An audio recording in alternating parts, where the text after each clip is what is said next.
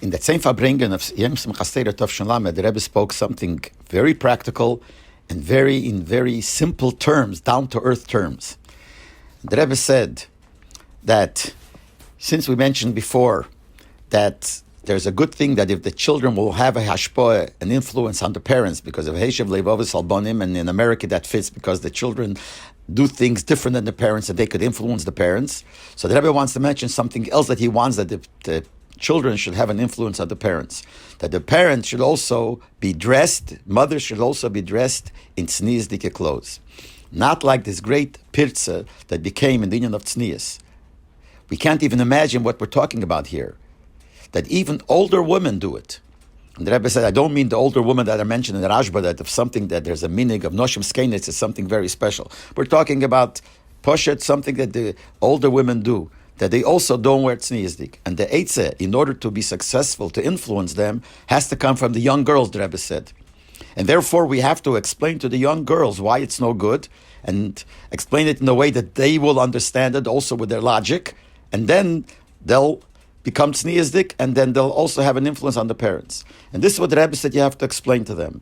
That if a girl doesn't wear tzniusdik and she wears a short skirt, you know what it means? That she thinks of herself that there's no other way that she could attract the attention of a bocher, not with her seichel, because she obviously doesn't have seichel, not with the feeling of the heart, because she obviously doesn't have it, not with any milas. And b'chlal, she's not a person. The only way she could attract the bocher is by uncovering a place which has to be covered. But this shows how low she thinks of herself.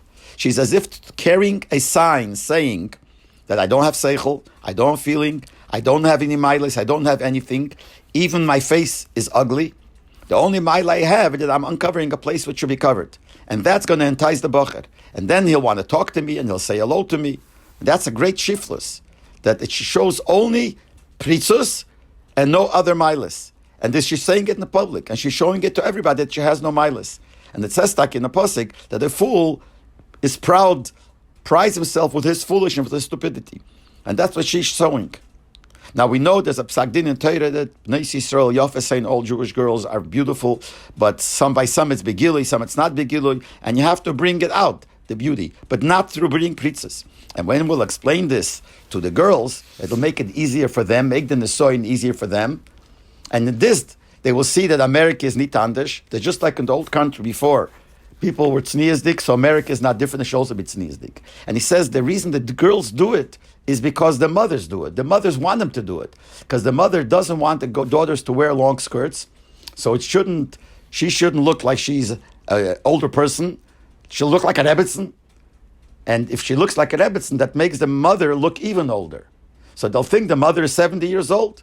And who wants to look that 70, even if she's 80, the Rebbe said, who wants to look 70 years old? So the eitzah, the mother thinks is, how's she going to make herself look younger? She'll cut the dress of the daughter. So then it'll show that the daughter is young, but B'meila she's also young. So B'meila, even the baba, even the grandmother, who's 90 years old, will also make herself look as if she's under bas mitzvah. The Rebbe made it sarcastically. So we have to use the strength of the youth in America, that the youth have their strength for good things, to explain this to the youth, to the young girls, and B'meila, they will have an influence on their mothers, that the children will have an influence on the mothers. Now this was very strange, because the Rebbe said it by the Farbrengen, because the Rebbe by Farbrengen with Chassidim Simchas should speak so outright, such very clear things. So it was a little bit strange. So what I heard was that B'chlal Mendel Futterfass would come for every Tishri to the Rebbe. This Farbrengen he missed because he was sick laying in bed, he couldn't come to the Farbrengen. After the Farbrengen, when the people, his relatives, came home where he was, he first thing asked, what did the Rebbe speak about the Farbrengen? So they told him what the Rebbe spoke about, and they mentioned this whole Inyan too, that the Rebbe spoke about very simple and very down-to-earth terms, which seems a little bit strange for a Rebbe to speak like that about short skirts and dresses, and that she's not beautiful, all these things. So the Mendel Futterfass, when he heard it, he said, oh, now I understand that Zalman Moshe was right. Zalman Moshe was a big chassid, a big mashpia, but we know that when he used to Farbrengen, he used to use words which were not so appropriate. And people had kindness to him. And Rebbe Mendel Futterfass was a Talmud Muvik, a mushpa from Reb Zalman Moshe. When they asked Reb Zalman Moshe why he does it, so he said The Nefesh HaBahamis doesn't understand any other language. When you want to talk to a person and explain something, it should reach him really, really into his Yetzer Hara, into his Nefesh HaBahamis. You got to speak his language. So that's why he said he spoke that language. So the Mendel Futterfa said that he sees from this that Rebbe Zalman was right. That's exactly what the Rebbe did.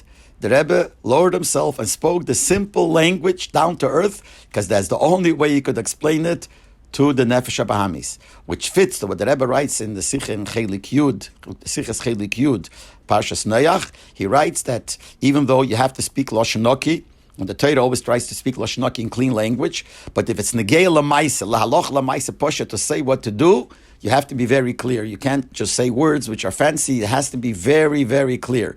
So in this case also, the Rebbe spoke very, very clear, something very, very specific. Benegeye, short skirts, and how she shows that she has no brains, and she shows to her the world that there's no other way that she could have influenced or attract a bocher, etc. In very simple words, because to speak down to earth and that the Nefesh HaBahamis should understand and you should really take it seriously, you have to speak very clear, and that's what the Rebbe did in this Farbrengen.